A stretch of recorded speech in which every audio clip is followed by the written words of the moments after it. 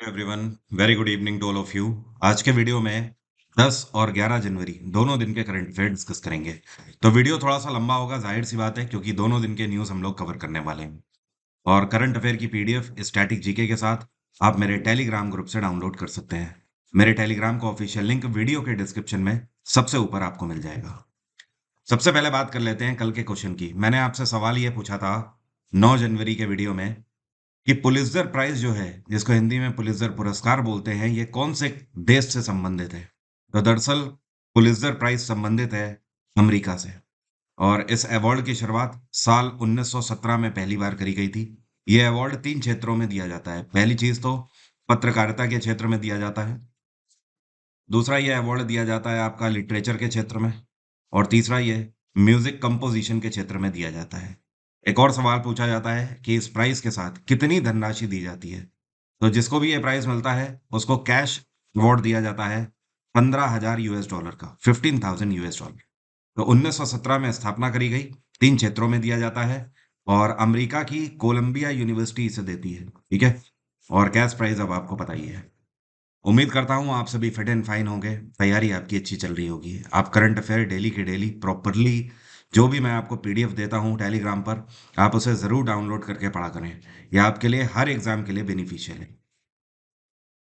अभी हाल ही में आर्सेलर मित्तल ने कौन से आईआईटी के साथ पैक्ट साइन किया है? इस आईआईटी के साथ मिलकर आर्सेलर मित्तल, जो कि दुनिया की सबसे ज़्यादा स्टील को प्रोड्यूस करने वाली कंपनीज में से एक है, ये एशिया का सबसे बड़ा, या फिर आप बोल सकते हो एशिया का पहला और सबसे बड़ा हाइपर लूप फैसिलिटी लॉन्च करेंगे। तो इन्होंने आईआईटी मद्रास के साथ ये फैक्ट साइन किया है। सवाल उठता यह है कि हाइपर लूप फैसिलिटी होती क्या है?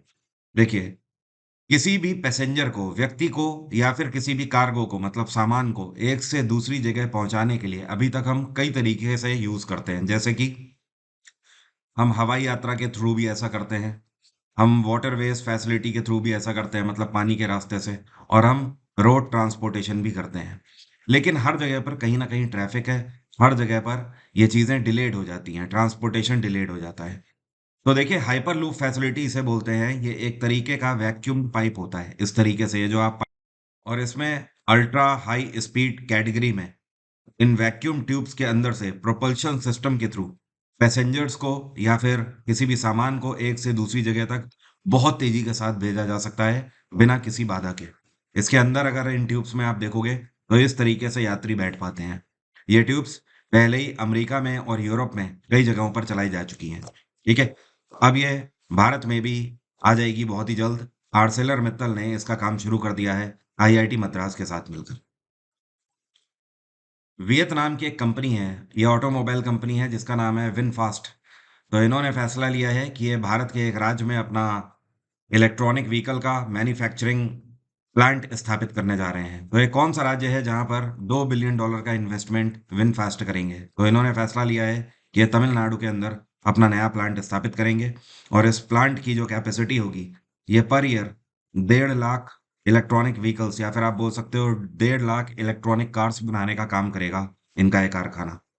तमिलनाडु को जो अर्थव्यवस्था है उसमें कहीं ज़्यादा सपोर्ट मिलेगा इस $2 बिलियन के इन्वेस्टमेंट से। तमिलनाडु में इस टाइम पे मुख्यमंत्री हैं के स्टालिन। और यहाँ पे गवर्नर कौन है? R N Ravi. R N Ravi कुछ टाइम पहले नागालैंड के गवर्नर भी रह चुके हैं। अभी हाल ही में MSCI इमर्जिंग मार्केट इंडेक्स 2023 का लॉन्च किया गया है, जिसमें चाइना के बाद भारत ने कौन सी रैंक हासिल करी है? तो देखिए, चाइना इसमें रहा नंबर 1 पे और भारत ने दूसरी रैंक हासिल करी है। सवाल उठता है, MSCI है क्या? MSCI का मतलब है Morgan Stanley capital international. Morgan Stanley पूरे दुनिया में अर्थव्यवस्था के आधार पर कई सारे देशों को और कई सारी ऑर्गेनाइजेशन को सर्वे के आधार पर रिपोर्ट में लिस्ट करने वाली कंपनी है। ये एक अमेरिकी कंपनी है और इन्होंने ये बताया है कि दुनिया में सबसे बड़े उभरते हुए बाजार कौन से हैं। तो नंबर 1 पे चाइना है, सबसे बड़ा उभरता हुआ बाजार 2023 के आधार पर आंकड़ों पे। और दूसरे नंबर पे भारत है। भारत ने दूसरे नंबर पर आने के लिए एक देश को पछाड़ा है और ये है ताइवान। अब ताइवान हो गया है तीसरे नंबर पे। तो ये टॉप 3 कंट्रीज हैं दुनिया के सबसे बड़े उभरते हुए बाजार के रूप में। और भारत का जो इस इंडेक्स में परफॉर्मेंस है, भारत का इमर्जिंग मार्केट इंडेक्स में आज से 8 साल पहले जो शेयर था, ये 7% केवल हुआ करता था। मतलब आप ये बोल सकते हो, पूरे दुनिया का जितना भी बाजार है इन्वेस्टमेंट के लिए, उसमें 7% मार्केट इंडिया कवर करता था। लेकिन पिछले 8 सालों में ये सीधे 10% बढ़ गया है। इस टाइम पर 17.1% हो गया है। मतलब आप मोटा मोटा ये बोल लीजिए कि भारत इस टाइम पर पूरे दुनिया के बाजारों में लगभग 20% अकेले ही कवर कर लेता है। और हाँ, इस रिपोर्ट के तहत ये भी बताया गया है कि 2024 के फर्स्ट क्वार्टर में ये 17% से 20% पहुंचने की पूरी पूरी उम्मीद है। ये कौन सी फिल्म है जिसको 81वें संस्करण में गोल्डन ग्लोब अवार्ड्स में ड्रामा कैटेगरी में बेस्ट फिल्म का अवार्ड दिया गया है? तो बेस्ट फिल्म डिक्लेयर करी गई है ओपेनहाइमर। कौन सी? ओपेनहाइमर, ड्रामा कैटेगरी में।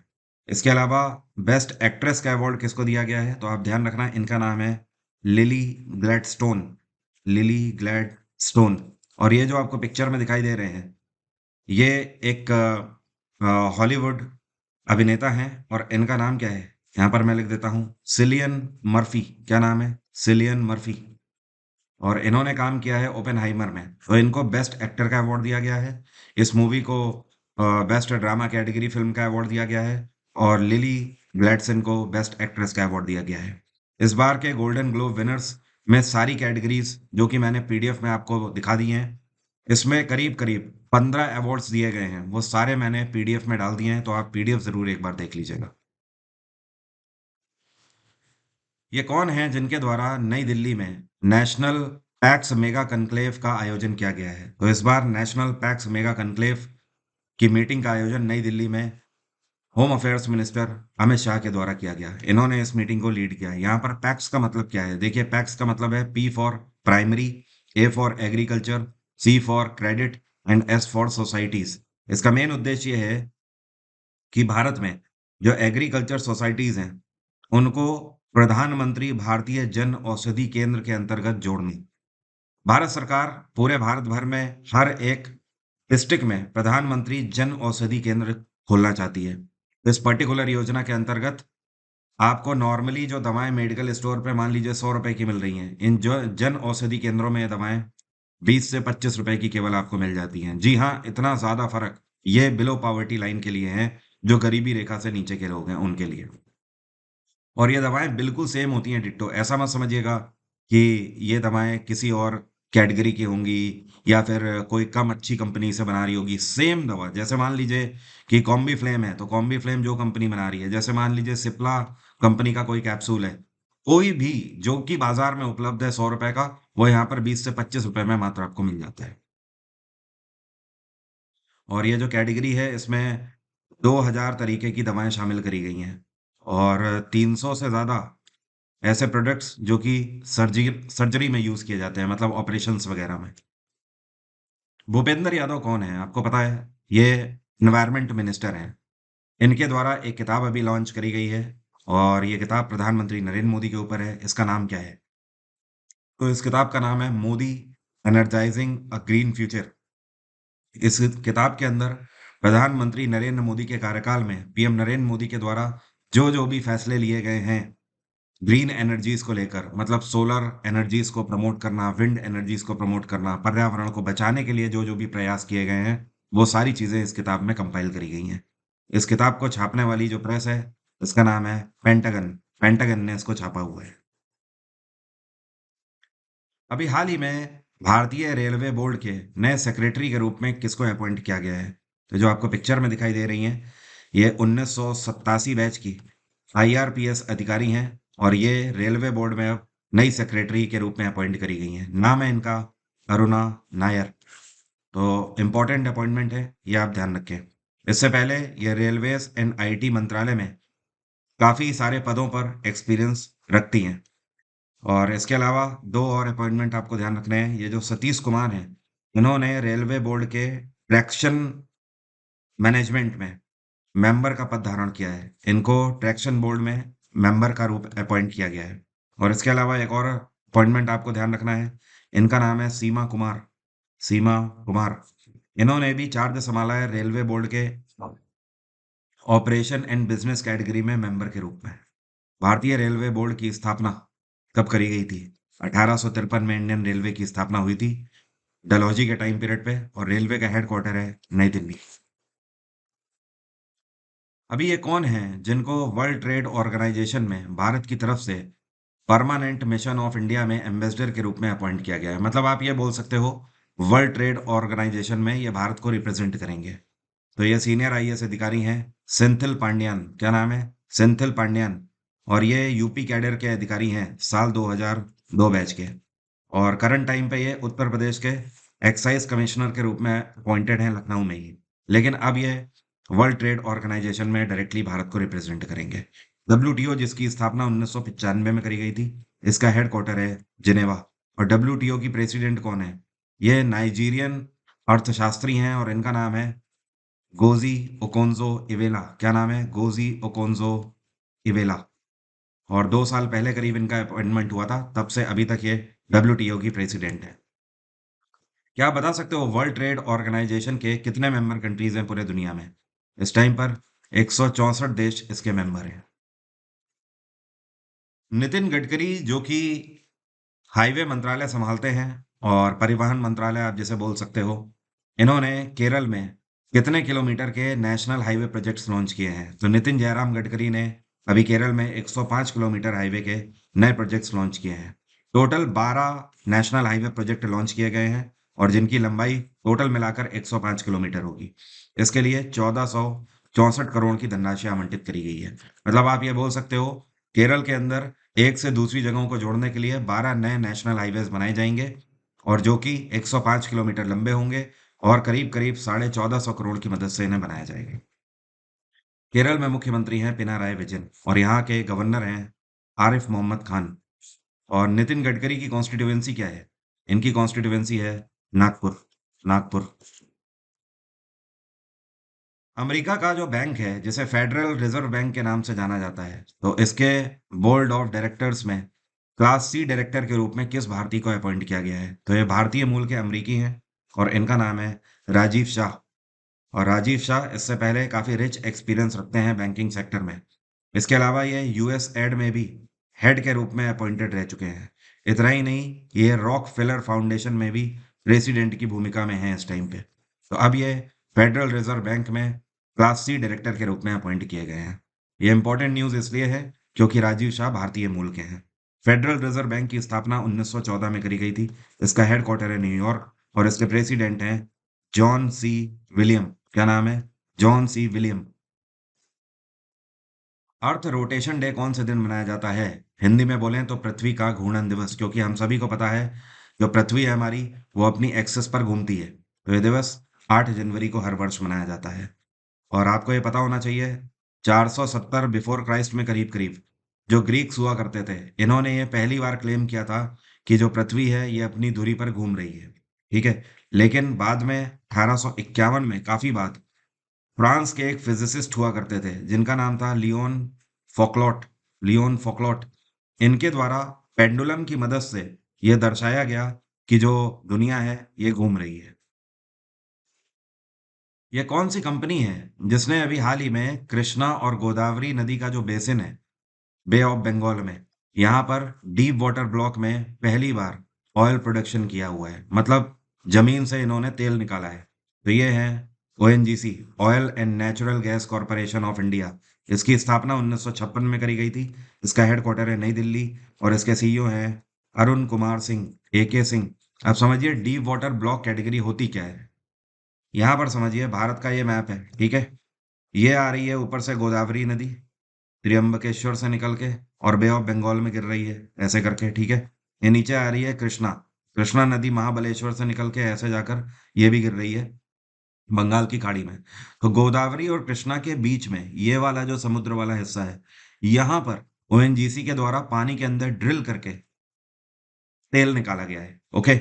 और ये जो तेल निकाला गया है इसकी कैपेसिटी है 45,000 बैरल्स पर डे। आप ये समझ लो कि ये इस तरीके से अगर प्रोडक्शन होता रहा तो ये ओएनजीसी के ऑयल प्रोडक्शन का सीधे सीधे 10% तक बढ़ा देगा। और इसमें जो गैसेस भी निकल रही हैं, जाहिर सी बात है डीप वाटर ड्रिलिंग हो रही है, तो इसमें गैसेस का जो रेशियो है ये है 10 million metric standard cubic metre, जो कि ओएनजीसी के गैस प्रोडक्शन में 15% तक की बढ़ोतरी कर देगा। तो ये अपने आप में बहुत बड़ा बेंचमार्क सेट किया है ओएनजीसी ने। दूसरी और भी जो कंपनीज हैं वो भी इस तरीके के बोल्ड स्टेप आगे चल के ले पाएंगी। और ये जो ब्लॉक है ये करीब समुद्री सीमा से, मतलब ये जो हमारी कोस्ट लाइन है इससे करीब 25 किलोमीटर दूर है। अब आप समझ लीजिए ये कितना डीप वाटर ब्लॉक चल रहा है। अब आज के करंट अफेयर डिस्कस कर लेते हैं, मतलब 11 जनवरी के करंट अफेयर। और आप सभी मुझे इंस्टाग्राम पर भी फॉलो कर सकते हैं। मेरी इंस्टा की आईडी है वरुण अवस्थी 07, ये ऊपर लिखी हुई है। अभी हाल ही में ये कौन सी राज्य सरकार है जिसने फैसला लिया है कि ये राज्य के अंदर एक फार्मा पार्क की स्थापना करेंगे? तो ये है उत्तर प्रदेश में योगी आदित्यनाथ की सरकार। और योगी सरकार ने फैसला लिया है कि ये बुंदेलखंड वाला रीजन, मतलब झांसी और ललितपुर वाला जो रीजन है, वहां पर एक नए फार्मा पार्क की स्थापना करेंगे। इसके लिए 5 गांवों का अधिग्रहण किया जाएगा और ये पूरा जो पार्क है ये 1472 एकड़ में बनाया जाएगा। फार्मा पार्क का मतलब ये है कि यहाँ पर मेक इन इंडिया प्रोजेक्ट के अंतर्गत दवाइयाँ बनाई जाएंगी। ऐसी दवाइयाँ जो कि आज की डेट में हमें इंपोर्ट करनी होती है, वो दवाइयाँ अब इंपोर्ट ना करके रिसर्च एंड डेवलपमेंट करके हम अपने देश में ही बनाएंगे। जिससे कि जाहिर सी बात है उसकी कॉस्टिंग में भी कमी आएगी। और इतना ही नहीं, हमारे लिए भी वो इकोनॉमिक के क्षेत्र में भी काफ़ी बेहतर स्ट्रक्चर हो सकता है, क्योंकि आने वाले समय में हम इन दवाइयों को दूसरे देशों को बेच पाएंगे। इसके लिए 5 गांव जो एक्वायर किए गए हैं, इनमें कौन कौन से गांव हैं? एक तो रामपुर है, इसके अलावा एक गांव है लारगन, एक गांव है जिसका नाम है करौंदा, और एक गांव है जिसका नाम है सैदपुर, और इसके अलावा लास्ट जो गांव है इसका नाम है गदोली कला। क्या नाम है? गदोली कला। तो ये 5 गांव हैं उत्तर प्रदेश के, आपके यहाँ पर बुंदेलखंड वाले रीजन में। उत्तर प्रदेश में गवर्नर कौन है? आनंदीबेन पटेल। अभी हाल ही में ये कौन सा पेमेंट बैंक है जिसने रिजर्व बैंक ऑफ इंडिया में अप्लाई किया है स्मॉल फाइनेंस बैंक लाइसेंस के लिए? तो देखिए, जो एनबीएफसीज होती है ना, नॉन बैंकिंग फाइनेंशियल कंपनीज, ये फाइनेंशियल कंपनीज तो होती हैं लेकिन बैंकिंग नहीं परफॉर्म कर सकती हैं, मतलब कस्टमर्स को पैसे का लेन देन नहीं करा सकती हैं। तो ये है फिनो पेमेंट बैंक। और इन्होंने स्मॉल फाइनेंस बैंक का लाइसेंस लेने के लिए आरबीआई के समक्ष अपनी जो रिक्वेस्ट है उसको रिटर्न में रखा हुआ है। आपको बता दूं, भारत में किसी भी बैंक को स्मॉल फाइनेंस बैंक का जब दर्जा मिलता है तो इसके लिए आरबीआई के नॉर्म्स हैं कि उस बैंक के पास 200 करोड़ की धनराशि होनी चाहिए, मतलब इतनी तो कैपिटल होनी ही होनी चाहिए। लेकिन फिनो पेमेंट बैंक के पास जो कैपिटल है ये 600 करोड़ की है। तो ऑन एन एवरेज देखा जाए तो ऐसा लग रहा है कि इनको बहुत जल्द ये लाइसेंस मिल जाएगा, क्योंकि 200 करोड़ तो मिनिमम होने चाहिए, उसके बाद 400 करोड़ एक्स्ट्रा है इनके पास, जिससे कि ये इंफ्रास्ट्रक्चर और अपने स्टाफ की सैलरी वगैरह उन सबको भी ईजिली डिफाइन कर सकते हैं। और फिनो पेमेंट बैंक जो है इसका हेड क्वार्टर है नवी मुंबई, और इसके सीईओ हैं इस टाइम पे ऋषि गुप्ता। आरबीआई जब किसी भी बैंक को लाइसेंस देता है बैंकिंग सेक्टर में आने के लिए, तो ये आरबीआई का सेक्शन 22(1) है जिसके अंतर्गत ये लाइसेंस दिया जाता है। रिजर्व बैंक ऑफ इंडिया की स्थापना 1935 में करी गई थी। इसका हेडक्वार्टर है मुंबई। इसका राष्ट्रीयकरण 1949 में हुआ और इसके गवर्नर हैं इस टाइम पे शक्तिकांत दास। ध्यान रखिएगा, 2023 के शुरुआत में शक्तिकांत दास को गवर्नर ऑफ द ईयर का टाइटल दिया गया था। ये कौन सा अंतरराष्ट्रीय संस्थान है या बैंक है, आप बोल सकते हो, जिसने अगले 5 वर्षों के लिए एक डेवलपमेंट बॉन्ड अपना लॉन्च किया है 1.5 बिलियन जीबीपी का? यहाँ पर जीबीपी का मतलब क्या है? इसको बोलते हैं ग्रेट ब्रिटेन पाउंड स्टर्लिंग, मतलब ये ब्रिटिश करेंसी के रूप में लॉन्च किया गया है। ठीक है, तो ब्रिटिश करेंसी पाउंड और स्टर्लिंग दोनों के एवज में लॉन्च किया गया है 1.5 बिलियन का। अब देखिए इसका मतलब क्या है? इसका मतलब ये है कि आप इस पर्टिकुलर बैंक के बॉन्ड ले सकते हो, और इसकी जो मैक्सिमम लिमिट है 1.5 बिलियन है। तो ये है वर्ल्ड बैंक। मतलब एक तरीके से आप ये बोल सकते हो वर्ल्ड बैंक आपको इनके शेयर्स में निवेश करने के लिए आमंत्रित कर रहा है। और ये अगले 5 वर्षों तक का इन्होंने टारगेट लिया है, मतलब अक्टूबर 2028 तक इन्होंने अपना ये जो बॉन्ड्स हैं ये शेयर्स के रूप में खोले हुए हैं। और वर्ल्ड बैंक जिसकी स्थापना 1944 में करी गई थी, हेडक्वार्टर है वॉशिंगटन डीसी, और इसके प्रेसिडेंट हैं इस टाइम पे भारतीय मूल के अजय बंगा। क्या नाम है? अजय बंगा। जो आपको पिक्चर में खिलाड़ी दिखाई दे रहे हैं इनका नाम है फ्रांस बेकेनबॉर। क्या नाम है? फ्रांस बेकेनबॉर। और जर्मनी में अभी हाल ही में 78 वर्ष की उम्र में इनका निधन हो गया। ये कौन से खेल से संबंधित है? जाहिर सी बात है, आप देख ही पा रहे हैं, ये फुटबॉल खिलाड़ी थे। और इन्होंने अपने कार्यकाल में वेस्ट जर्मनी के लिए 103 कैप जीती हुई हैं, फुटबॉल कैप्स। और इतना ही नहीं, इन्होंने जर्मनी ने जब एक बार फुटबॉल वर्ल्ड कप जीता तो उस टाइम पर भी ये टीम के खिलाड़ी थे। ये कौन सा संस्थान है जिसके द्वारा फ्लाइट ड्यूटी टाइम रूल्स में, जो कि फ्लाइट क्रूज के लिए होता है, उसमें बदलाव किए गए हैं? तो भारत में ये सारे रूल्स जो कि फ्लाइट से रिलेटेड होते हैं वो चेंज करते हैं डीजीसीए, जिसको बोलते हैं directorate general of civil aviation. और डीजीसीए का हेडक्वार्टर क्या है? नई दिल्ली। इसके डायरेक्टर जनरल हैं इस टाइम पे विक्रम देव दत्त। क्या नाम है? विक्रम देव दत्त। अब समझिए चेंजेस क्या किए गए हैं। काफी सारे चेंजेस किए गए हैं पायलट्स के लिए। जैसे कि अभी तक पूरे सप्ताह में जो पायलट्स हुआ करते थे, इनको 36 घंटे का रेस्ट दिया जाता था। 36 आवर्स का रेस्ट एयरपोर्ट्स में दिया जाता था, जिसको बढ़ाकर 48 आवर्स कर दिया गया है। ठीक है। इतना ही नहीं, अभी तक जो नाइट शिफ्ट होती थी वो रात में 12 बजे से लेकर, मतलब 12 AM मिडनाइट से लेकर सुबह 5 बजे तक मानी जाती थी, लेकिन अब इसमें भी 1 घंटा बढ़ा दिया गया है। मतलब 12 बजे से लेकर सुबह 6 बजे तक आपकी नाइट शिफ्ट मानी जाएगी। जाहिर सी बात है, जो नाइट की फ्लाइट होती है उनमें जो पायलट्स को पैसे मिलते हैं वो ज़्यादा मिलते हैं। अभी तक जो उड़ान हुआ करती थी 10 घंटे की, ठीक है, उसको 8 घंटे तक सीमित कर दिया गया है। मतलब एक बार में एक जो पायलट होगा वो 8 घंटे तक ही फ्लाइट उड़ा सकता है। तो ये सारी चीज़ें जो हैं ये पायलट्स के स्ट्रेस को कम करने के लिए, उनके ड्यूटी प्रेशर को कम करने के लिए करी गई हैं। और ये जितने भी रेगुलेशंस हैं, रूल्स हैं, ये डीजीसीए के द्वारा फाइन कर दिए गए हैं। और जितनी भी भारत के एयरलाइन ऑपरेटर्स हैं वो सब इसको 1 जून तक, हर हाल में 1 जून तक, ये मैक्सिमम डेडलाइन है, तब से इसे अप्लाई करना शुरू कर देंगे। प्रवासी भारतीय दिवस कौन से दिन मनाया जाता है? यह दिवस प्रत्येक वर्ष 9 जनवरी को मनाया जाता है। इस दिवस को मनाने के पीछे का उद्देश्य यह है कि 9 जनवरी 1915 को महात्मा गांधी भारत में आए थे साउथ अफ्रीका से। इसी वजह से प्रवासी भारतीय दिवस, इसी को एनआरआई डे के रूप में भी जाना जाता है। पहली बार यह दिवस कांग्रेस के शासन में लागू किया गया था साल 2003 में। तब से हर वर्ष ये दिवस मनाया जाता है। अभी हाल ही में ये कौन है जो कि फ्रांस के अभी तक के सबसे कम उम्र के प्रधानमंत्री बन गए हैं? तो फ्रांस के राष्ट्रपति इमैनुअल मैक्रोन के द्वारा, ये जो आपको पिक्चर में दिखाई दे रहे हैं, इनका नाम है गैब्रियल एटेल। क्या नाम है? गैब्रियल एटेल। इनकी उम्र केवल 34 साल है। तो आज तक फ्रांस के इतिहास में कोई ऐसे प्रधानमंत्री नहीं हुए हैं जो कि 34 वर्ष की उम्र में इस पोस्ट पर आए हैं। और गैब्रियल एटेल एक ऐसे प्रधानमंत्री भी बन गए हैं, मतलब ये फ्रांस के पहले ऐसे प्रधानमंत्री हैं जो कि गे हैं, समलैंगिक है। ठीक है। तो दोनों बातें हैं। और अभी तक ये जो हैं, ये एजुकेशन मिनिस्टर के रूप में फ्रांस में कार्य कर रहे थे। इन्होंने जिनको सक्सीड किया है, ये हैं एलिजाबेथ बॉर्न। अभी तक एलिजाबेथ ही प्रधानमंत्री थी फ्रांस की। डिफेंस मंत्रालय के additional secretary and director general के रूप में किसको अपॉइंट किया गया है? तो ये सीनियर आईएएस अधिकारी हैं समीर कुमार सिन्हा। अब से ये डायरेक्टर जनरल होंगे डिफेंस मंत्रालय के। और 1994 बैच के सीनियर अधिकारी हैं।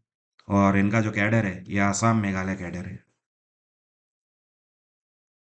क्या आप बता सकते हो अभी डीआरडीओ के द्वारा मेक इन इंडिया प्रोजेक्ट के अंतर्गत हमारे सशस्त्र बलों के लिए, मतलब इंडियन आर्मी हो गई या पैरामिलिट्री फोर्सेज हो गई, स्पेशल फोर्सेज हो गई, उन सब के लिए एक इंडिजिनस असॉल्ट राइफल लॉन्च करी गई है। इसका नाम क्या है?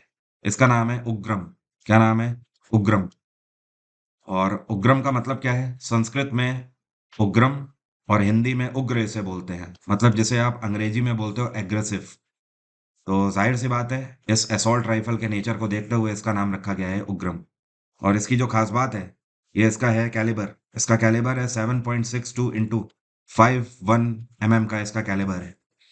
और इसका वेट भी काफ़ी इंटरेस्टिंग है। अभी तक जो राइफल आती थी काफ़ी टाइम से, जैसे ऑर्डिनेंस फैक्ट्री बना रही थी, जिसे एनसॉस राइफल बोलते थे, उसका वजन 7.5 किलो तक था। लेकिन इसका वजन 4 किलो है केवल। 4 किलो काफी कम होता है असॉल्ट राइफल का वजन। साथ में जो इसकी मारक क्षमता है, ये 500 मीटर तक है। मतलब करीब करीब आप बोल सकते हो आधा किलोमीटर तक इसकी मारक क्षमता है। AK-47 से कहीं ज्यादा इसकी मारक क्षमता है। और इसका जो पोटेंशियल है, मतलब जो आप बोल सकते हो इसकी एक्यूरेसी है, वो भी कहीं न कहीं जो असॉल्ट राइफ़ल अभी तक हम लोग यूज़ कर रहे थे ऑर्डिनेंस फैक्ट्री की एनसॉस उससे ज़्यादा है। और डीआरडीओ जो है इसकी स्थापना 1958 में करी गई है। हेडक्वार्टर है नई दिल्ली, डीआरडीओ के चीफ हैं समीर वी कामत। हाल ही में भारत ने कौन से देश के साथ मिलकर डिफेंस कोलैबोरेशन के क्षेत्र में एक एमओयू साइन किया है? तो भारत सरकार ने ब्रिटेन के साथ ये पैक्ट साइन किया है और ब्रिटेन और भारत दोनों ने लेटर ऑफ एग्रीमेंट डिफेंस के अंदर रिसर्च एंड डेवलपमेंट को लेकर भी साइन किए हुए हैं। रक्षा मंत्री राजनाथ सिंह ऑफिशियल विजिट पर थे लंदन की और उसी दौरान ये पैक्ट साइन किया गया है। और ब्रिटेन के जो डिफेंस मंत्रालय के जो रिप्रेजेंटेटिव हैं इनका नाम है ग्रैंड शेफ्स। इनके और राजनाथ सिंह के बीच में ये पैक्ट साइन हुआ है। आने वाले समय में ब्रिटेन और भारत आरएनडी को भी लेकर कई सारे पहलुओं पर काम कर सकते हैं। अंतर्राष्ट्रीय पर्पल फेस्टिवल 2024 कौन से राज्य में मनाया जा रहा है? तो इंटरनेशनल पर्पल फेस्टिवल जिसका आयोजन अभी हाल ही में शुरू हुआ है गोवा के अंदर और गोवा के मुख्यमंत्री प्रमोद सावंत के द्वारा इसका उद्घाटन किया गया है। अब इसका मेन उद्देश्य क्या है? देखिए इसका उद्देश्य है जो कि इम्पेयर्ड लोग हैं मतलब जो डिसेबल्ड हैं, ठीक है? तो वो कहीं न कहीं यहाँ पर बहुत सारी चीज़ें परफ़ॉर्म कर रहे हैं। जैसे कल्चरल इवेंट यहाँ पर आयोजित किया जा रहा है, तो उनके द्वारा music composition, dance and entertainment, drama etcetera, etcetera इस तरीके के कई सारे इवेंट्स यहाँ पर आयोजित किए जा रहे हैं। इसका मेन उद्देश्य ये है कि जो डिसेबल्ड पर्सन हैं, उनके और सोशल वेलफेयर गवर्नमेंट स्ट्रक्चर जो हैं, उनके बीच में एक तरीके का कॉर्पोरेशन साइन हो। मतलब कहने का ये कि भारत सरकार की जो इस तरीके की सोशल वेलफेयर साइट्स हैं, वो इस तरीके के डिसेबल्ड पर्सन्स के लिए, जो कि कहीं न कहीं कल्चर और इवेंट के क्षेत्र में अपना हुनर रखते हैं, उनके लिए आगे योजनाएँ निकालें। और गोवा में गवर्नर कौन है? पीएस श्रीधरन पिल्लई।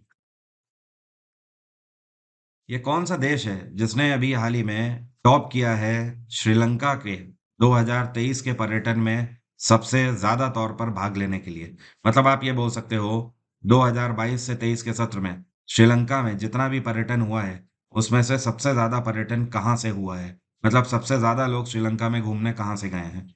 तो ये रहा भारत नंबर 1 पे। और पिछले एक साल में मतलब 2023 में भारत की तरफ से पूरे वर्ल्ड से अगर देखा जाए तो 1.4 मिलियन लोग गए हुए हैं श्रीलंका घूमने। लेकिन करीब इन 14 लाख लोगों में से 3 लाख लोग भारतीय थे। मतलब करीब-करीब आप बोल सकते हो टोटल टूरिज्म का 20% भारत ही कवर कर रहा है श्रीलंका में।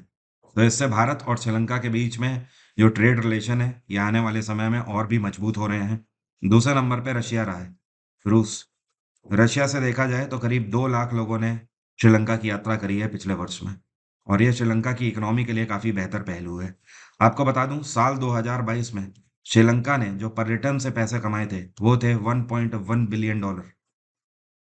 लेकिन जो 2023 है इसमें सीधे बढ़कर 2.1 बिलियन डॉलर हो गया। मतलब सीधे-सीधे 1 बिलियन डॉलर का इजाफा हो गया है श्रीलंका की अर्थव्यवस्था में पर्यटन से। श्रीलंका में इस टाइम पे प्रधानमंत्री हैं दिनेश गुणवर्धने और यहाँ के राष्ट्रपति हैं रेनिल विक्रमसिंघे। अब मेरा आज का सवाल आपसे, आप में से कितने लोग बता सकते हैं एंडीज पर्वत श्रृंखलाएं जो हैं ये कौन से महाद्वीप में स्थित हैं? कमेंट बॉक्स में जल्दी से लिखकर बताइए।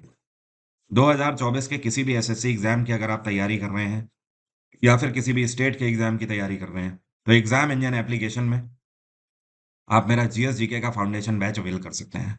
इस बैच में मैंने history, polity, geography, science, economics, computer और साथ में पिछले 5 सालों के पीवाईक्यूज भी कवर कराए हुए हैं। मतलब ये बैच आपके लिए वन स्टॉप सॉल्यूशन की तरह है। इस बैच की मदद से आप मैक्सिमम स्कोर कर सकते हैं किसी भी एग्जाम में। स्टैटिक जीके का लाइव बैच भी चल रहा है एग्जाम इंजन में, आप इसे भी फॉलो कर सकते हो, जिसमें मैं 50 से ज़्यादा स्टैटिक जीके के टॉपिक आपके कवर कर रहा हूँ। इसमें आपको पीडीएफ भी हिंदी और इंग्लिश में मिल रही है पूरी मैगजीन के तौर पर।